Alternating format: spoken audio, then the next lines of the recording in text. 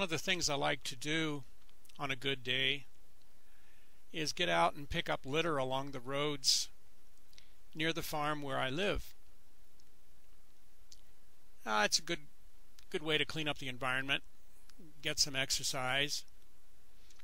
And the way I do it, also commit minor vandalism and have some fun doing it. Now, unless you live on the moon, there are probably lots of aluminum beer and pop cans littering roads near you.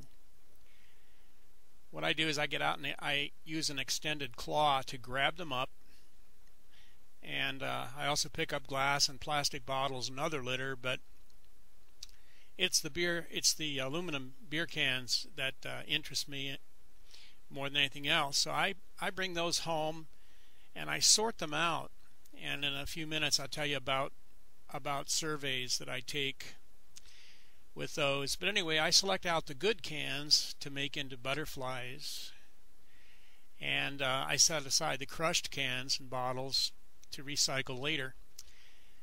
It's a good idea to rinse out the insides of the cans in bleach water. I mean, they can be really nasty, and they stink, and they're bugs and cigarette butts and God only knows what else in there. So after I clean them out, I choose a weapon and I cut off the tops. I saw them off with a steak knife, actually. And then I find the seam, and I just use a pair of scissors to slice the seam endways, and then I cut off the bottom. Cut all around the bottom of the can. And then I push the thing flat, and using a cardboard butterfly pattern, I trace around the pattern on the inside of the flattened can, and then cut that out. And I mix a little butterfly then. Now, I'd strongly advise real men and everyone else to wear gloves for this cutting process, even though I usually don't myself. Save all the tops and the bottoms and the scraps, of course, for recycling later. Now, when you've made a few dozen butterflies, pack them up in a little satchel and take a stapler and a supply of staples. Get out there with your iPod or whatever. Return to the roads where you picked up that litter and staple those suckers to telephone poles. Now, I should tell you that I never post butterflies on poles near people's homes. That would be rude, of course. And just like drinking booze in a motor vehicle, which each of these cans represents, and just like littering, another offense that each of these cans represents, attaching anything to a light pole or a phone pole is illegal.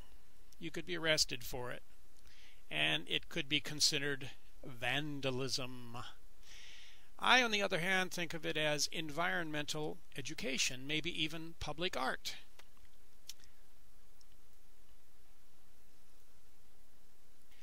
Now, I said a little bit earlier that I sometimes take surveys of the cans and the bottles that I've picked up, and this is sort of a representative one. Last fall, I collected cans and bottles across a period of about 6 weeks, and I collected along 6 different sites, each of which was about a mile to a mile and a half long. First of all, of course, you get out there and you collect everything just to have a baseline of nothing, and then go back, and about every 2 weeks clean up that same area. And if you like, you can keep track of, which kinds of booze: Bud, Busch, Miller, Keystone, Pabst, Milwaukee, Coors, other, and then Pop, which doesn't really count. And come back 2 weeks later, and then come back 2 weeks later and do it again. Keep track of everything. And I think you'll find that the alcoholic containers outnumber the non-alcoholic containers by a considerable amount. My mother was the one that really got me going on the litter thing. She used to say, like the Christophers, it's better to light a candle, just one candle, than to curse the darkness. Yeah, I think I'm finally beginning to understand what she meant.